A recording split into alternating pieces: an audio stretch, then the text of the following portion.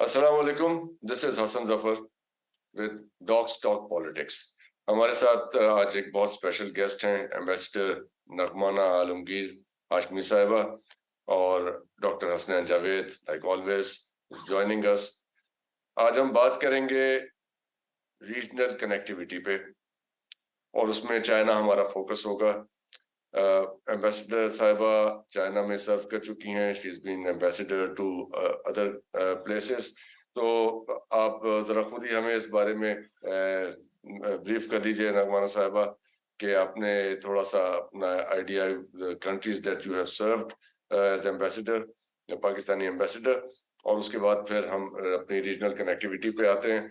और डॉक्टर हसनैन जावेद, आप टेकअप कीजिएगा यहाँ से, इसलिए कि you are very well aware of the China Pakistan relationship situation in a very good position कि आप ये पहला क्वेश्चन जो है आप पुट अप कर लें।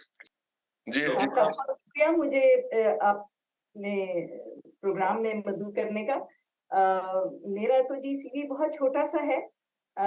मैं रिटायर हुई हूँ कोई 38 साल की फॉरेन सर्विस की नौकरी के बाद, और मेरी लास्ट जो पोस्टिंग थी वो ambassador to people's republic of China थी।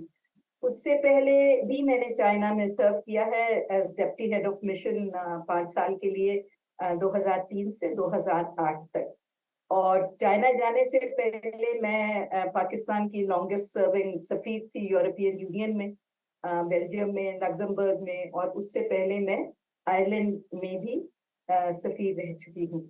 उसके अलावा मैंने इंडोनेशिया, डेनमार्क और फ्रांस में भी सर्व किया है। तो मेरी ये छोटी सी CV. It's a very impressive CV. So, Dr. Saab, question before putting up the first question, I just really extend my thanks to Excellency Ambassador Nagmana. इनको मैं अक्सर टीवी पे और अक्सर ऐसा भी हुआ कि कई दफा हमने स्क्रीन शेयर भी किए। सो सबसे पहले तो I am very much thankful, you are one of those ambassadors जो कि हमेशा पॉजिटिव हैं और नेगेटिविटीज को, और अगर लूप होल्स हैं उनको उनसे कतराते नहीं हैं बल्कि बताते हैं कि ये चीजें ठीक हो सकती हैं। So my very first question is to you के how you find I mean यानी हिस्टोरिकली क्रोनोलॉजिकली एक आइडिया दे दें हमारे सुनने वालों को कि from Mao era to till president Xi Jinping, तो आप कैसा समझते हैं चाइना के अंदर जो है वो गवर्नेंस स्ट्रक्चर किस तरीके से जो है वो तब्दीलियां होती रही, और किस दौर के अंदर जो है वो प्रोग्रेस हुई, और किस दौर में आप समझती हैं कि जो है वो ट्रेल नीचे गई और कुछ ट्रेल्स ऊपर गए? फरमाइए। देखिए, चीन को 1949 के बाद समझने के लिए एक आपको बहुत जरूरी है कि थोड़ा सा आपका को पता हो कि where are the Chinese coming from, और आफ्टर ऑल उनके वो क्या हिस्टोरिकल एक्सपीरियंस है जिसकी वजह से इतना बड़ा चेंज आया चीन में कि पीपल्स रिपब्लिक ऑफ चाइना बना, एक पूरा न्यू गवर्नेंस सिस्टम उन्होंने इंट्रोड्यूस किया। तो उसमें मुख्तसरन 2 जुमलों में मैं आपको रिमाइंड कराना चाहूंगी कि चाइना जो है वो पूरे 100 years ऑफ ह्यूमिलिएशन जिसको वो कहते हैं उससे उभर के निकला था। बिकॉज उससे पहले की तारीख जो चीन को फॉलो करते हैं उन्हें पता है कि किस तरह चीन को दबाने की कोशिश की गई, ओपियम एडिक्ट बनाने की कोशिश की गई, कैसे उसके खिलाफ वॉर्स हुई और चीन ने अपनी टेरिटरीज गंवाई, और किस तरह उनको 100 years ऑफ ह्यूमिलिएशन, और किस तरह फिर ये माओ जेडोंग ने वो मूवमेंट स्टार्ट की जिसकी वजह से उनको कॉलोनाइजेशन और इंपीरियलिज्म से फाइनली छुटकारा मिला 1949 में। तो देखिए, जब 1949 में वो बीजिंग पहुंच गए हैं अक्टूबर की 1 तारीख को, और पीपल्स रिपब्लिक ऑफ चाइना उन्होंने कहा कि डिक्लेयर कर दी और नया सिस्टम इंट्रोड्यूस कर दिया, तो उस वक्त उन्होंने 2 अपने लिए गोल्स रखे हुए थे जिनको कहते हैं 2 सेंटेनियल गोल्स। उसमें से एक गोल ये था कि जी जब ये चाइना की कम्युनिस्ट पार्टी 1 साल की हो, अब वो 100 साल की हो, जो अब वो 2021 में 100 साल की हो गई थी, तो उस वक्त तक चाइना से एक्सट्रीम पॉवर्टी का बिल्कुल खात्मा हो जाए और वो इरेडिकेट हो जाए। राइट। जिसका मतलब है कि गुर्बत, जो एक्सट्रीम पॉवर्टी जिसको कहते हैं, वो बिल्कुल ना रहे। और दूसरा उनका सेंटेनियल गोल ये था कि जब पीपल्स रिपब्लिक ऑफ चाइना का जो गवर्नेंस सिस्टम है वो 100 साल का हो, जो अब जाके 2050 में हो जाएगा, तो रिजुविनेशन ऑफ द मदरलैंड हो जाए। जिसका मतलब ये है कि वो उन्होंने जो अपना एक मकाम खोया था दुनिया में, वो उस मकाम पे दोबारा आ जाए और वो फुली डेवलप हो जाए और वो एक सुपर पावर बन के उभर आए। तो आपने अच्छा मैडम, मैं नहीं, माओ मैं के इसीलिए दौर वही मैं अब आपको बताने जा रही हूँ। तो इसलिए चीन ने, क्योंकि एक सिविलाइजेशनल कॉम है और वो बड़े ही सगेशियस हैं, विजडम उनके यहाँ ज्यादा है, बोलते कम है, काम ज्यादा करते हैं, और उनकी जो साइकी है उसमें लॉन्ग टर्म थिंकिंग है। तो उन्होंने मुझे आपको ये 2 सेंटेनियल गोल्स बताने की वजह भी यही थी कि उन्होंने एक लॉन्ग टर्म अपनी प्लानिंग की हुई है और उनको पता है कि जी किस दौर में उनको कौन सी कॉन्ट्रडिक्शन से डील करना है ताकि वो तरक्की की अगली मंजिल तक जा सके। तो वो जो पूरा उन्होंने 100 साल का अपना सफर है उसको चार्ट आउट किया हुआ है। उसमें आप देखिए कि माओ ज़ेडुंग 27 साल जो है वो चीन के सदर रहे, क्योंकि उस वक्त जरूरत थी कि जो रेवोल्यूशन आया है उसे कंसोलिडेट करें, उस पे आगे गेन्स करें, जो नया एक सिस्टम इंट्रोड्यूस कर रहे हैं उसको, उसमें ठहराव आ जाए। और ये इंटरनल उस वक्त आपको पता है काफी ज्यादा प्रॉब्लम्स थे चीन में, तो वो सेटल करना था जी। और उसमें कुछ गलतियां भी की, जैसे सबको मालूम है कि कल्चरल रेवोल्यूशन एक बहुत बड़ी गलती थी। अच्छा मैडम, मैं कल्चर रेवोल्यूशन से पहले मैं कल्चरल रेवोल्यूशन से पहले थोड़ा सा पहले और पीछे आना चाहता हूँ।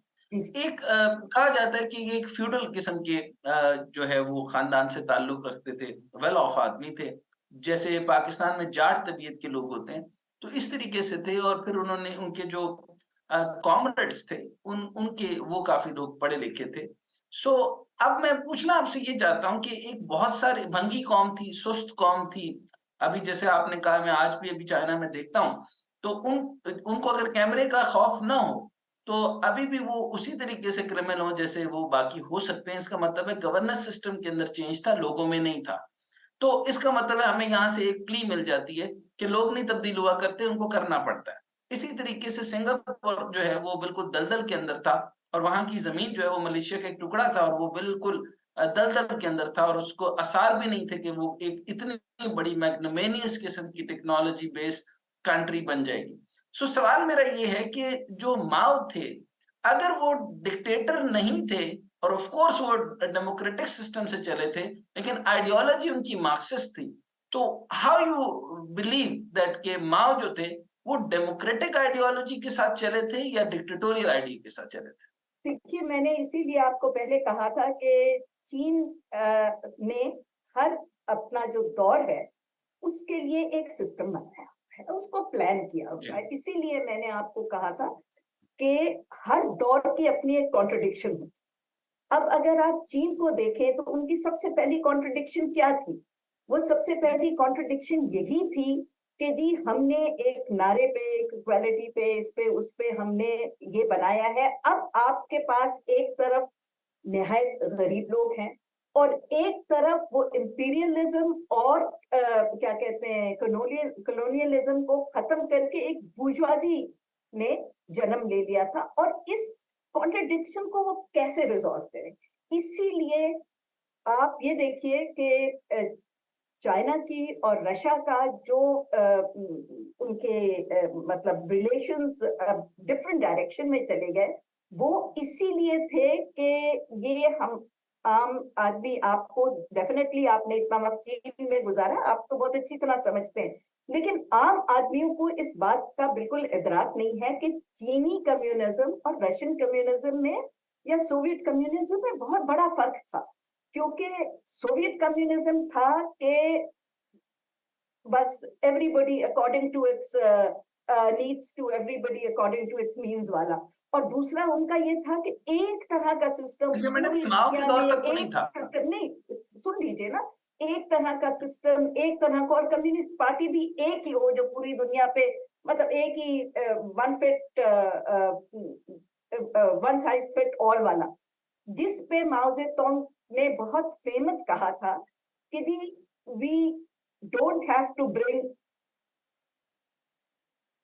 Communism to China, we have to bring China to communism. और इसीलिए आज भी वो देखें, वो अपने आप को सोशलिस्ट कहते हैं। उनका सिस्टम जो है that is socialism with Chinese characteristics. तो वो जो पहला मतलब उनका फेस था वो कंसोलिडेशन का था, और इस जो कॉन्ट्रडिक्शन थी इसको खत्म करने का था। उसके बाद नेचुरली दूसरा कॉन्ट्रडिक्शन इंडस्ट्रियलाइजेशन में और एग्रीकल्चर में, इस तरह 7-8 अदवार हैं जिनके कॉन्ट्रडिक्शंस आई हैं, और उन कॉन्ट्रडिक्शंस को चाइनीज लोगों ने बड़ी समझदारी से रिजॉल्व जब किया वो है और आगे तरक्की की है। जब वो इम्पेरियलिज्म से फाइट कर रहे थे, ऑफ कोर्स जो भी कुव्वतें उसके अंदर थी, उसके दरमियान के अंदर बहुत सारी मूवमेंट्स थी। जिस तरह हम कभी ईरान के अंदर देखते हैं तो हम सारा क्रेडिट इमाम खुमैनी को दे देते हैं, जबकि इंकलाब का सारा क्रेडिट ऑफ कोर्स इमाम खुमैनी का नहीं था। उससे पहले अली शरीयती भी थे, उससे पहले डॉक्टर मुसद्दिक भी थे, और नेशनलाइजेशन भी थे, और वो बहुत बड़े बड़े जो कैरेक्टर्स थे वो खत्म हो गए। लेकिन जिसको अमेरिका ने लॉन्च कर रहे हैं किया, ना, तो मैं आपको बता देती हूँ, I do understand what you want to say. नहीं बिल्कुल मैं अब एक क्वेश्चन यहाँ से लाना चाहता हूँ, वो ये कि जब जिस टाइम पर उस वक्त एक और मूवमेंट भी चल रही थी, और आपको याद होगा कि सारी चीजें टैग कर दी जाती हैं कि माओ जेडुंग के साथ, कि ये जो लॉन्ग मार्च था, लॉन्ग मार्च के अंदर जितने कत्ल हुए, जितने लोग मारे गए, माओ जेडुंग खुद तो इसके हक में थे ही नहीं। उससे पहले एक रेवोल्यूशन जिसको वो हेड कर रहे थे, वो मैं उसका नाम नहीं लेता, लेकिन वो एक मूवमेंट पूरी की पूरी रन कर रहे थे। माओ जेडुंग जो थे वो लोगों की तरबियत तो करना चाहते थे, लेकिन अब जमहूरी तरीके से लोगों को जो है वो अपनी शायरी से, अपनी बातों से, अपने तरीकाकार से और नॉन मिलिटेंट तरीके से आगे बढ़ना चाहते थे। तो इसके बारे में आप फरमाइएगा कि आप किस तरीके से समझते हैं कि डेमोक्रेटिक अगर वो ना होते, तो फिर वो इसके बाद डेंग शाओपिंग या चुएन लाई या उसके बाद से पूरी की पूरी जो आज प्रेसिडेंट शी जिनपिंग के साथ जाते हैं, तो वो हम किस तरह से डिस्कस करते? जी देखिए, आप फरमाइए। वो सारी डिस्कशन को एक और तरफ लेके जा रहे हैं, लेकिन देखिए उस वक्त भी you are right, there were many other people, और सबसे ज्यादा ये जो प्रॉब्लम हुआ और डाइवर्जन हुई कुओमिंतांग के और इनके दरमियान, वो हुई इसीलिए थी कि वो चाहते थे कि जी बहुत जल्दी, जैसे अब सोवियत यूनियन जब इम्प्लोड हुई तो बहुत जल्दी वेस्टर्न सिस्टम कर दे, और वो वेस्टर्न डेमोक्रेसी और वेस्टर्न ये जो इकोनॉमिक सिस्टम्स हैं उन पे जाना चाहते थे। माओ जेडुंग कहते थे कि slowly and gradually we have to prepare the nation, इसीलिए उनका रास्ता अलग हुआ। इसीलिए फिर बाकी इस हिस्ट्री, उसमें अब जाए तो वो तो आप 2 दिन यहाँ बैठ के हिस्ट्री उनकी डिस्कस कर सकते हैं, और ताइवान का इशू फिर कैसे हुआ Let's और move क्या on to the cultural का। revolution. बट प्लीज अंडरस्टैंड कि जी माओ जेडुंग का शुरू से जो है वो इसीलिए उसने डाइवर्ज किया from the Russian or the Soviet kind of communism and said we have to bring China to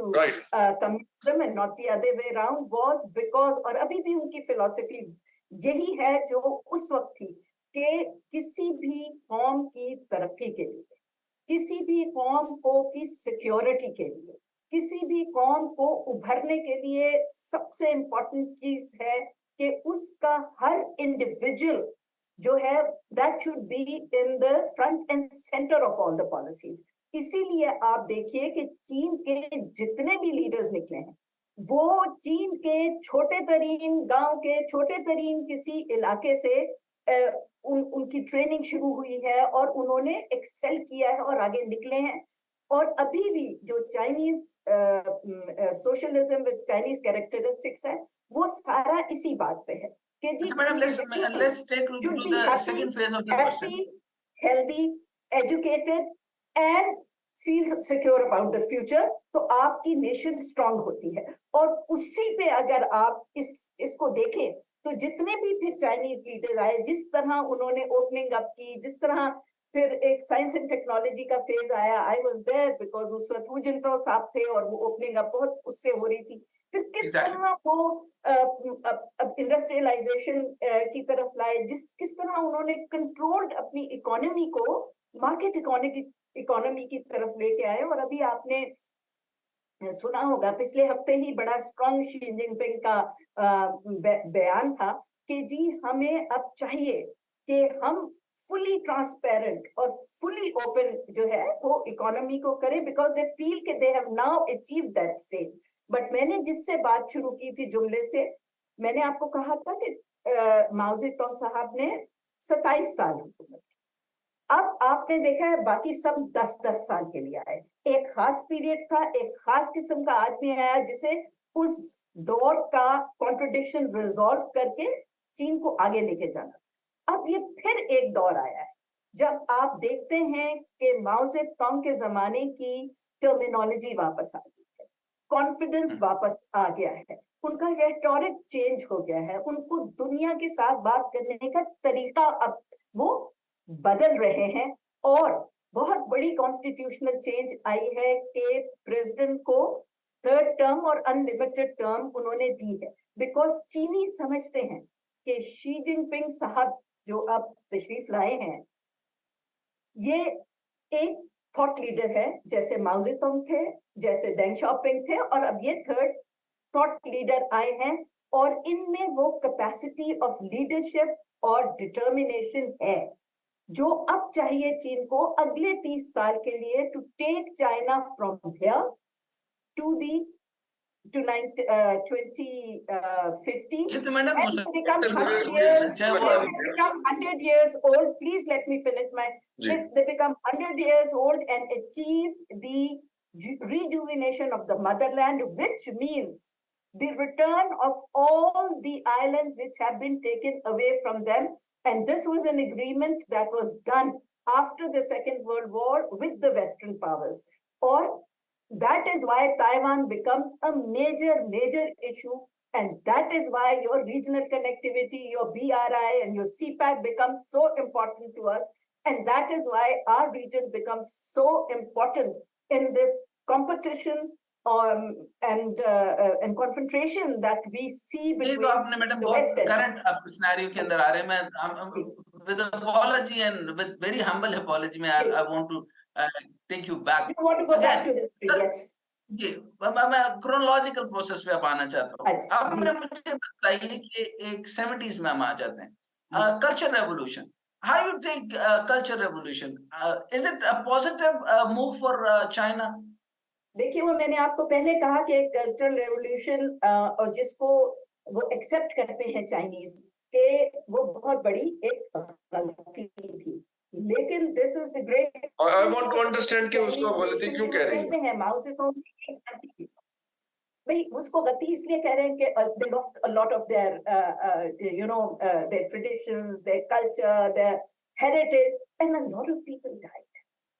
And it is not considered a very good period, and the Chinese themselves now realize, and they say openly, they say, yes, Mao Zedong made a mistake, but the good things that he did overweigh the mistake he made, and that is why you see that he is still considered the only leader जिसकी आपको तस्वीरें great hall of the people में भी मिलेगी, हर जगह में।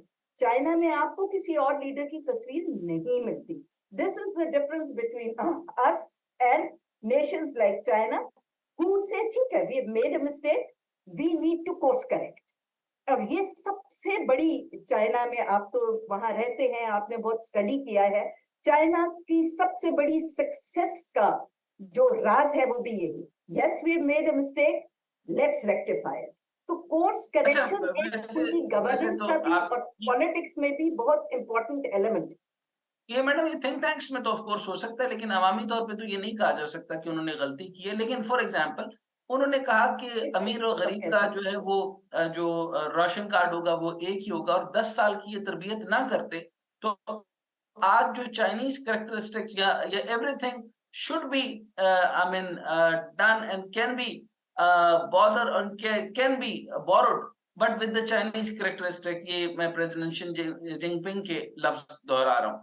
तो मुझे ये बताइए कि अगर ये 10 साल की तरबियत ना हुई होती, जो जिसे कल्चर रेवोल्यूशन कहते हैं, वो आगे नहीं बढ़ सकता था। और इसी दौर के अंदर जो है वो देन शाओपिंग जो है, वो जो उनके बिल्कुल राइट हैंड थे, उनको भी जेल में जाना पड़ा क्योंकि वो उनकी आइडियोलॉजी से अलग थे, लेकिन आइडियोलॉजी वो रखते हुए आगे वो किए। अच्छा, मेरा अगला सवाल है, ऑफ कोर्स आपने जो कहा कि उन्होंने कल्चर रेवोल्यूशन के, तो मैं बिल्कुल हक में हूं। अगर वो तरबियत कौम को 10 साल की ना मिलती तो आगे वो चल नहीं सकते थे। लेकिन मुझे ये बताइए कि देन शाओपिंग के दौर के अंदर जो अमेरिका में हेनरी किसिंजर का आना होता था, और फिर वो जो अमेरिकन प्रेसिडेंट के कहने के ऊपर आते थे या वो अपने तौर पे आते थे, जो कि रीसेंट टाइम में आपने देखा कि इतने सारी कोल्ड बिहेवियर के बावजूद जो दोनों मुल्कों के दरमियान में है, चाइना और अमेरिका के दरमियान में, एक दफा फिर इस बुढ़ापे के आलम में हेनरी किसिंजर फिर आए हैं। इसका मतलब है कि एक आर्बिट्रेशन होने जा रही है। तो उस जमाने में भी हेनरी किसिंजर ने आए, और क्या आपको लगता नहीं है कि चाइना के प्लान के मुताबिक उन्होंने इनको इंडस्ट्रियलाइज किया, कार्बनाइज किया और इतना ज्यादा जोत दिया कामों के अंदर, और उन्होंने कहा कि it would be the biggest economic colony of America. What do you से? देखिए, ये तो मैटर ऑफ परसेप्शन है और ये मैटर ऑफ ओपिनियन है। मैंने 2 दफा वहाँ काफी लंबा अरसा सर्व किया है और काफी अरसे से चीन को दिखती भी हूँ। तो देखिए, हेनरी किसिंजर की भी एक हिस्ट्री है। हेनरी किसिंजर इज कंसिडर्ड है 1-2 और भी, but not at the same level. The only guy who came from academics into politics and went back to academics. तो उनकी एक हिस्ट्री है और उनकी चीन के साथ भी एक हिस्ट्री है। आपको पता है कि जब ये इनकी ओपनिंग अप हुई, सो पाकिस्तान वाज द ब्रिज। वो पाकिस्तान आए थे, पाकिस्तान से ही people thought he was suffering from a stomach ailment and was resting in Murray while he was on a plane, PIA plane to Beijing। और जिसको अभी तक वो रिकॉग्नाइज करते हैं, चाइनीज भी रिकॉग्नाइज करते हैं कि हमने वो रिप्रोचमा उनका करवाया था। तो उनका एक he is very well respected वहाँ, क्योंकि उसके बाद चाहे वो उसमें थे, is a great supporter of China also, is admires China in many ways. और उन्होंने जब वो हुकूमत में थे या नहीं थे, उनका अपना एक इंटरेक्शन चीनियों से थ्रू आउट रहा है। ये एक हिस्टोरिकल ओवरव्यू हमें मिला। इसमें डॉक्टर साहब आपकी और एम्बेसडर साहिबा आपकी डिस्कशन से important for us to understand कि चाइना की इस वक्त सिचुएशन क्या है और the way we see China today, तो वो कौन से मराहिल हैं जहाँ से गुजर के चाइना यहाँ पहुंचा है। तो नेक्स्ट पार्ट में will take up the regional connectivity issue जो आपका सीपैक का है और why CPEC is so important for China. उसमें एक अमेरिकन पॉलिटिकल साइंटिस्ट हैं जॉन मेयरशिमर, आई होप कि मैं ये नाम सही तरह से उनका लिया है। तो उसमें उन्होंने बहुत एक्सटेंसिव डिस्कशन की है इस मामले के ऊपर कि व्हाई this CPAC is ये जो मल्टीपोलर वर्ल्ड है उसको सिंबलाइज करता है, द न्यू इमर्जिंग ऑर्डर।